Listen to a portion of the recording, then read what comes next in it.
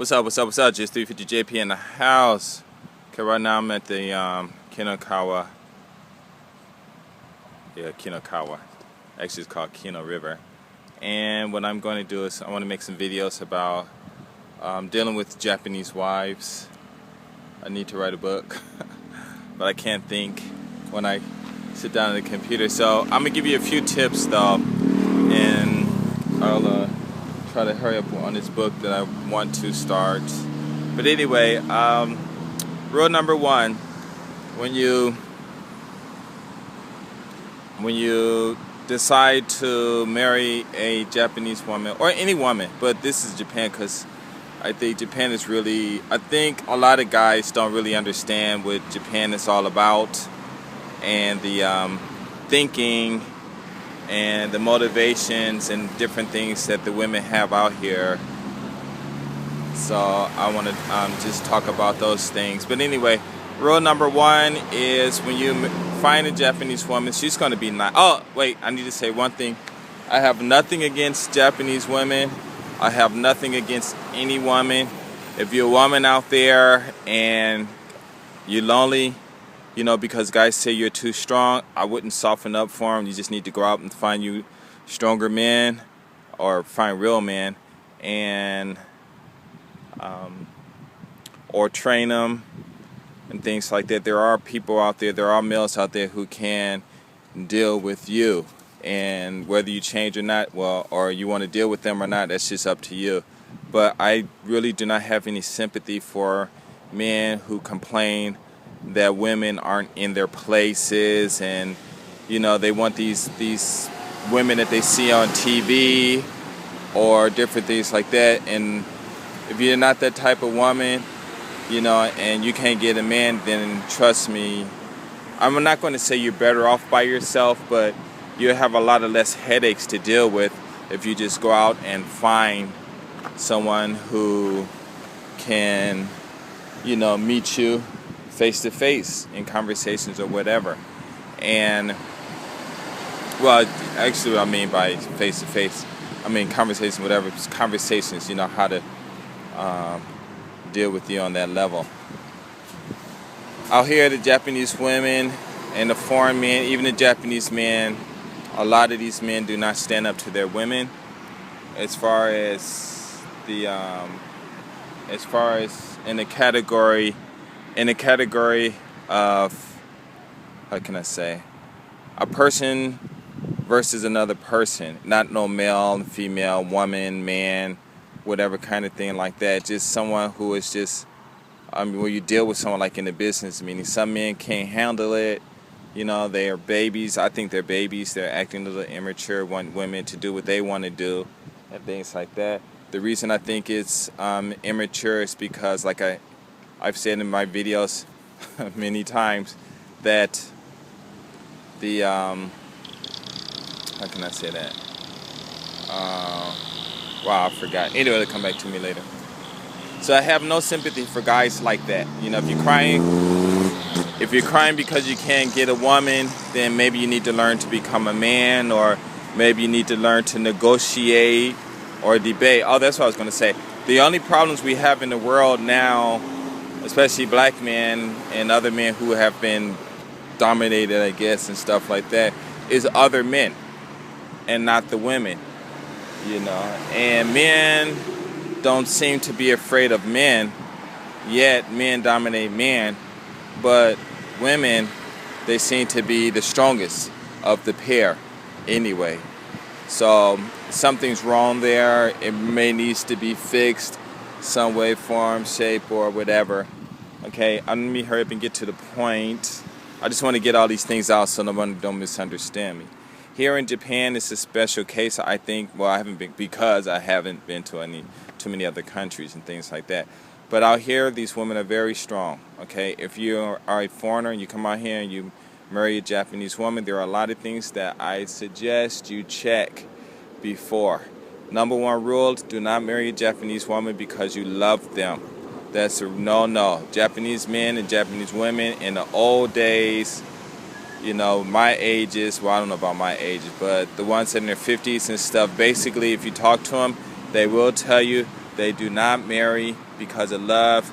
They marry out of a negotiation of how the man is going to be able to support her and the children. She takes care of all the money.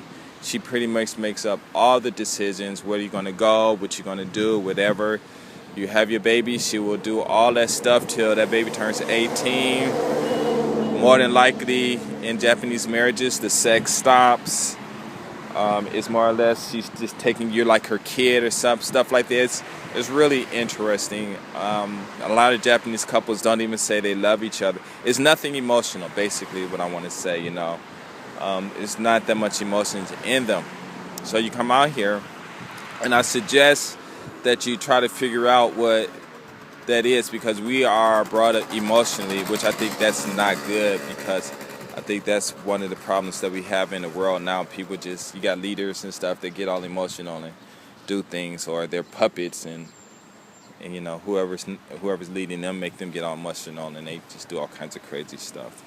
Okay, so you get married to a Japanese woman in the United States. You live together for a while. You move to Japan. These are the things that you do not do. You do not do. You do not do. Number one, she's going to get you a phone. You do not. Whatever you do not put any girl's number in there that you like. If any girl's numbers even go in that phone, it should only be your students. Even if she does see those and you try to tell them they're your students, some of these women will go berserk on you and they will get angry. So your best thing to do is keep business cards and things like that. Do not put any girls' numbers in those phones if it's at all possible. You're going to be, more than likely, you might be working in some office, so you probably won't even need anyone's number in there except for one of your friends or something like that, and that's about it. No more than 10 numbers. You know, that's about it as far as they're probably concerned and things like that. Don't think you slick if you start putting numbers in and thinking there are other people's. Your wife is not going to figure it out. The phones are registered in her name. So she can go down there anytime and get the list, get the numbers, get any emails with anything. If you have a phone that is in your wife's name, you do nothing with that phone. You do not send any crazy email. You wait till you get to a computer. You do all that stuff. If you and your wife, are you so emotional that it's to the point where you and your wife are sharing email accounts and stuff like that, get your own account. Okay? Get your own account. Get all of that stuff done. But let me get back to the phone. If you give girls your email, any email that she sends you is a record. I believe your wife can go down and get those from you. I mean, from the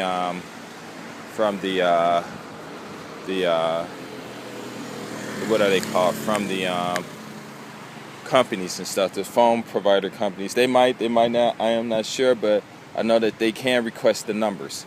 And these girls will call. And if another woman answers the phone, she will go through the who are you and and what you doing with my husband. They will do that, okay? If you're taking pictures, do not take pictures of your girlfriends or women in the nude or anything with that phone. That phone is strictly for business. That phone is strictly for business. As soon as you get your own identification card, you go down there, you give her phone back, you go down there and you get your own phone and your own name. This is a number one thing. That's maybe the first thing you do. You get your own number and your own name and hello, and you put a lock on your phone, okay? Because she will go through it. Your wife will go through it. My wife went through one of my phones, and this girl sent me a picture of her opening her vagina with the fingers right there. And she sent a picture to me, and my wife just happened to open the phone, hit the mail, bam. That was the first picture that popped up. She jumped out, started yelling outside. Everybody coming outside. I came out, what's going on? She was on my phone.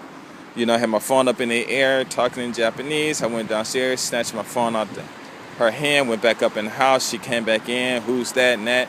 And I told her it was just some lady I gave her phone to. And I mean, my emailed one of my students. She's just been stalking me since. And I told my wife to send her a mail, you know, and tell her lady to leave me alone, because they'll know if it's written by a Japanese person or a foreign person. My wife laughed when I told her that, and you deal with it, and A couple of years later, bam, I said, so this is what happened. So you acting all slick trying to, you know, think you making me suffer, and I don't care. And she said, well, why did she send it to you? And I'm like, well, I don't know. Maybe she wanted to, you know. I didn't reply, so what are you upset? I can understand if I would have replied, but I didn't reply, you know, so why are you upset about it? And then she said, oh, you just mess around. I said, what? Just because you see a picture of a vagina? I mean, you go on these networks and they showing people doing operations up in them and whatever they doing or whatever. You go take these classes and they showing it all the time. If you want, we can go on the computer. I could show it to you all day long. It doesn't matter. I mean, you know, I can understand you getting upset, but it's not my fault. I asked you to. You know, in 15 minutes beyond, the conversation was over. You know, so a lot of people don't get that lucky. You know, it goes on for months. You know, months, years, whatever. You know, so all I could say is don't do anything with that phone once you get it, because these girls are keeping tabs on you. And you don't think so, and you out there, and you go out with your buddies, and you can lie to them, saying you go to your buddies and all of that stuff, but these girls got a network, it's called Mixing. And they talk about all kinds of things on there, and all kinds of stuff, and these women, it's like all these women got this network, and I'm telling you, they're going to figure it out, because you're going to slip. Because you think you're in Japan, and you think you can be American and do all this stuff, but in Japan it doesn't work like that, because you can't be a playboy in Japan because the girls want you. Okay, and I'm not saying Japanese women are HOEs and nothing like that, but I'm just saying, you know, it's something new, and you go out there and you come out here, and a lot of women will talk to you. They will say something to you. So you know, they will address you. So I will have to say that you will need to keep your stuff in check. So your phone, don't do anything with it. That's what all this video is going to be about, is the phone. Don't. Because the minute you start emailing these girls, especially if you get a smartphone, lock it. Because you're going to have Facebook and a Messenger and Twitter and whatever other social networks on there. And there's going to be a lot of girls on there mixing everything. If you have Facebook and you're talking to other women, do not accept your wife on your Facebook. You keep it to certain people, privacy. Only certain people can look at it, because they will eventually go through it. They will find it, and somebody's going to see you, especially if you're living in the cities. You know, you're going around. Somebody's going to say something. It's going to get back to her. She's going to see it on there, and you're going to just have a lot of headaches, and that's it. So you keep all your stuff personal. And I understand a lot of people say, well, in America, we share. Well, you're not in America. You're going to tick your wife off, and then she can get back at you. Okay? Don't do anything stupid, you know. And just doing that stuff is just plain up 100% stupid. Okay? My wife touched my phone only 3 times the whole 10 years we were together, and the second time, this lady I was teaching English to, she wrote something like, I don't know, it was nothing message to me, but to what my wife interpreted, the way she said that it was written was like if the girl was in love with me and wanted to see me again and all this stuff, and my wife thought we were doing this and doing that together, messing around. And I said, well, you know, a lot of women, you know, they say they like my lessons and stuff, and these kids and the parents and whoever, and if we're talking and stuff, and I'm teaching her something, we start talking about some serious stuff, you know, and that's part of the lesson, then of course I'm going to talk about it, and maybe she might even say, hey, you know, wow, you're a good guy, and, you know, she might start, you know, telling what she's thinking about, you know, when I'm not around and stuff, you know what I mean? Even my mother, one day we had this conversation, and we were in Hawaii, and she said to me, wow, I can't believe my son is the kind of man that I've always been looking for. You know, I'm like, huh? You know, so you're going to have women that's going to be like that, your students. I mean, it's not even about just them. I mean, you can work in these high school, these girls, these teachers. You know, you can work in your offices, you know, teaching English there, doing all kinds of stuff. And these women, they're going to see, and if they're attracted, they're going to come to you. So all I got to say is keep your stuff on lock, keep it private. Peace.